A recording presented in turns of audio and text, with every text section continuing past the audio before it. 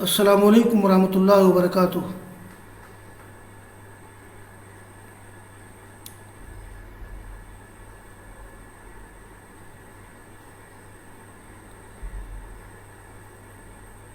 قال الامام مسلم رحمہ اللہ واسند عبید بن عمیر عن ام سلمہ زوج النبی صلی اللہ علیہ وسلم عن النبی حدیثا، وعبید بن عمیر ولد فی زمن النبی صلی اللہ علیہ وسلم، واسند قیس بن ابی حازم وقد ادرک زمن النبی صلی اللہ علیہ وسلم عن ابی مسعود الانصاری عن النبی صلی اللہ علیہ وسلم ثلاثة اخبار، واسند عبد الرحمن بن ابی لیلى وقد حفظ عن عمر بن الخطاب وصحب علی عن انس بن مالک عن النبی صلی اللہ علیہ وسلم حدیثا، واسند ربعی بن حراش عن عمران بن حسین عن النبی صلی اللہ علیہ وسلم حدیثین، وعن ابی بکرۃ عن النبی صلی اللہ علیہ وسلم حدیثا، وقد سمع ربعی من علی بن ابی طالب وروى عنہ، واسند نافع بن جبیر بن مطعم عن ابی شریح الخزاعی عن النبی صلی اللہ علیہ وسلم حدیثا، واسند النعمان بن ابی عیاش عن ابی سعید الخدری ثلاثة احادیث عن النبی صلی اللہ علیہ وسلم، واسند عطاء بن یزید اللیثی عن تمیم الداری عن النبی صلی اللہ علیہ وسلم حدیثا، واسند سلیمان بن یسار عن رافع بن خدیج عن النبی صلی اللہ علیہ وسلم حدیثا، واسند حمید بن عبد الرحمن الحميري عن ابی ہریرہ عن النبی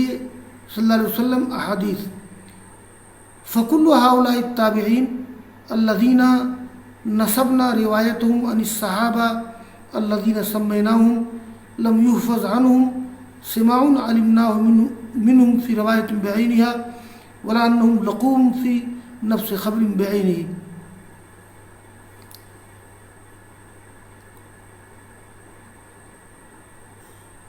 صحیح مسلم کے مقدمے کا جو آخری باب چل رہا ہے، آج انشاءاللہ وہ باب اختتام پذیر ہو جائے گا، چھٹا باب، باب صحت الاحتجاج بالحدیث المعنعن۔ تو اس سلسلے میں باتیں چل رہی تھی، امام مسلم رحمہ اللہ نے بعض ایسے تابعین کی روایتوں کا ذکر کیا ہے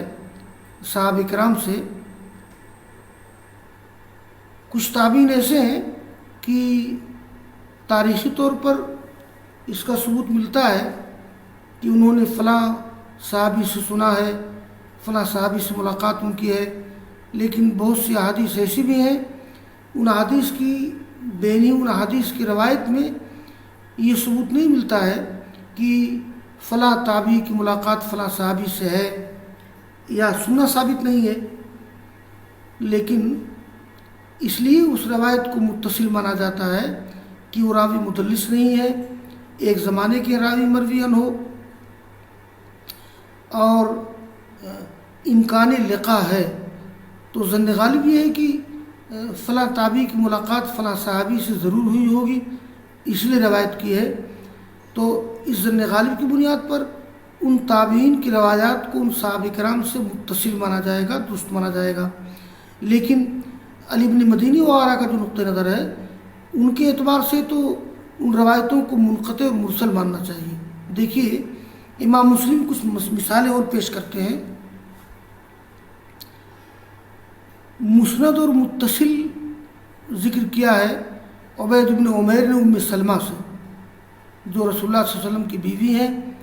اور وہ اللہ کے رسول سے ایک حدیث روایت کرتی ہیں۔ یعنی عبید بن عمیر نے ام سلمہ سے ایک حدیث روایت کی ہے، اور عبید بن عمیر یہ تابعی ہیں، ان کی پیدائش ہو چکی تھی رسول اللہ صلی اللہ علیہ وسلم کے زمانے میں۔ مسند ذکر کیا ہے قیس بن ابی حازم نے، اور ان کو رسول اللہ صلی اللہ علیہ وسلم کا زمانہ ملا ہے، ملاقات آپ سے نہیں ہے۔ انہوں نے مسند بیان کی ہے ابو مسعود انصاری سے، وہ اللہ کے رسول سے روایت کرتے ہیں، 3 احادیث۔ مسند بیان کیا عبد الرحمن بن ابی لیلہ نے، اور انہوں نے عمر بن خطاب سے بعض احادیث یاد کی ہیں، علی کے ساتھ رہے ہیں۔ ان دونوں کے بارے میں ملتا ہے، لیکن انہوں نے یعنی عبد الرحمن بن ابی لیلہ نے یہ انس سے روایت کی ہے، رسول مالک سے، و اللہ کے رسول سے ایک حدیث۔ ربیع بن حراش نے مسند روایت کی ہے عمران بن حسین سے، اللہ کے رسول سے 2 حدیثیں، اور ابو بکرہ رضی اللہ عنہ سے اللہ کے رسول سے 1 حدیث۔ اور ربیع بن حراش کا سماع علی بن ابی طالب سے ہے، اور ان سے روایت بھی کی انہوں نے،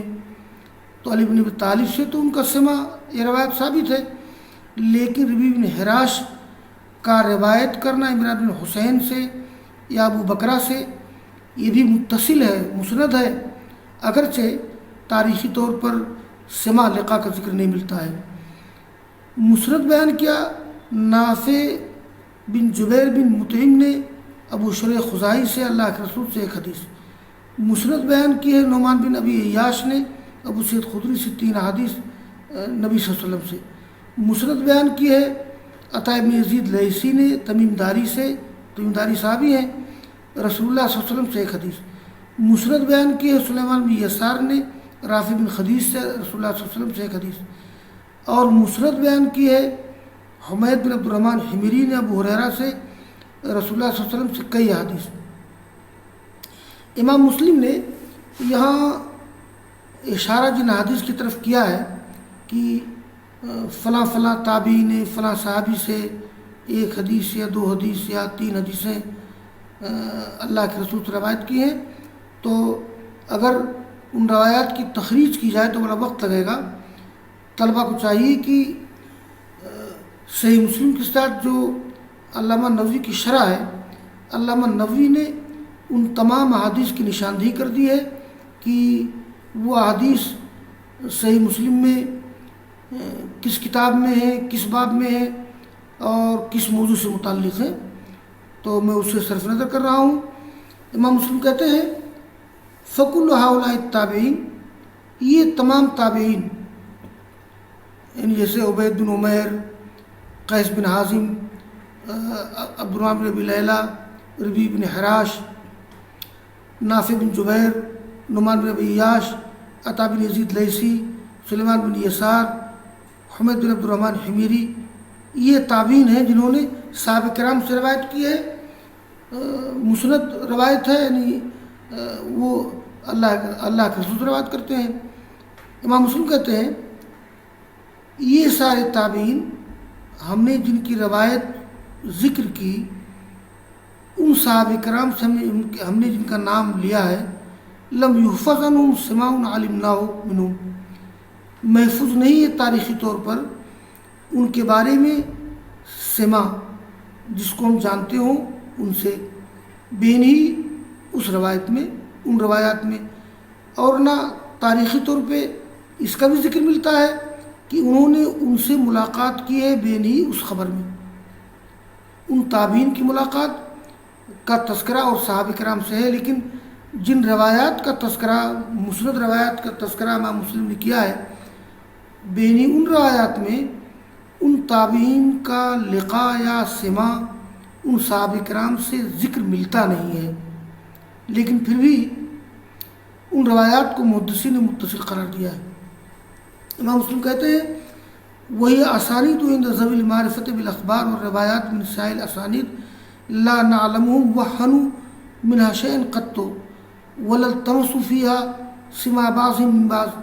اذ السماع لكل واحد منهم ممكن من صحابی غیر مستنکر لکونہم جميعا كانوا في العصر الذي اتفقوا فيه۔ تو امام مسلم کہتے ہیں کہ یہ ساری سندیں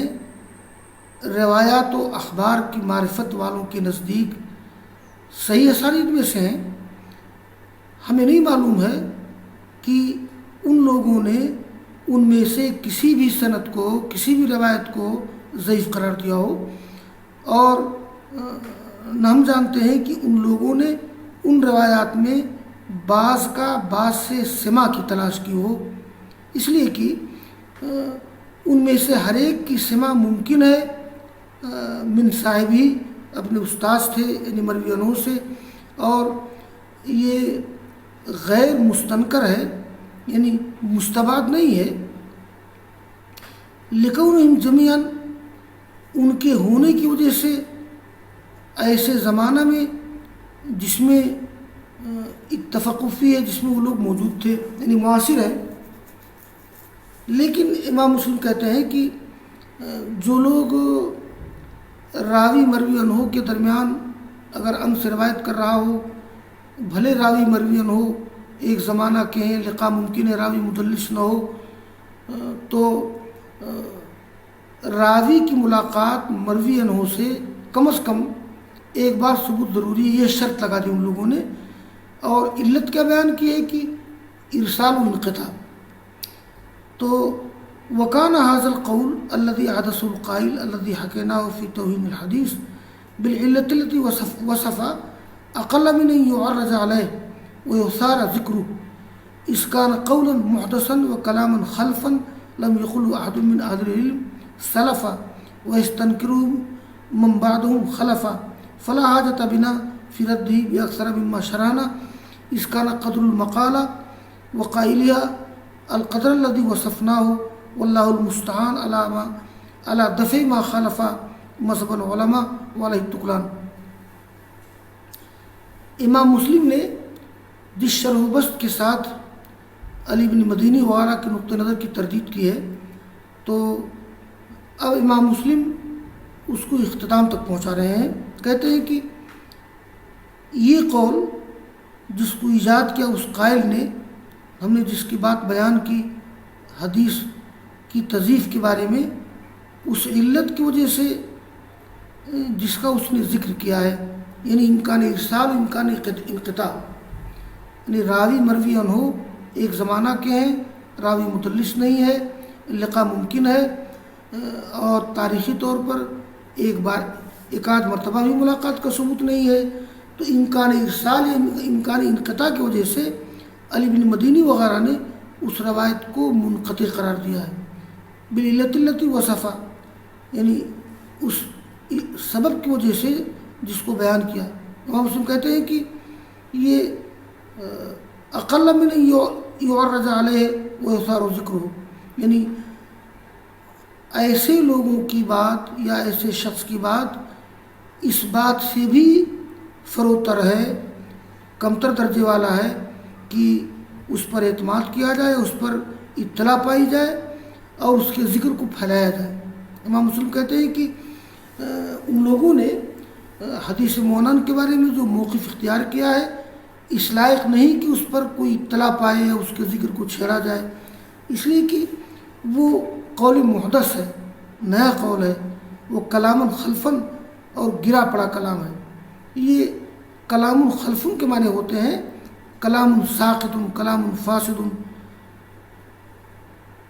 جس کا قائل اہل علم میں سے کوئی نہیں ہے جو گزر چکا ہے، سلفہ میں نے مزہ، اور اس کو منکر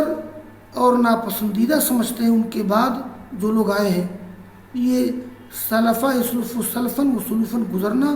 خلفہ یخلف و خلفن و خلفتن بعد میں آنا۔ امام مسلم کہتے ہیں فلا حاجت بنا فی ردہ باکثر مما شرعنا، تو ان کی قول کی تردید کی ضرورت مجھے نہیں ہے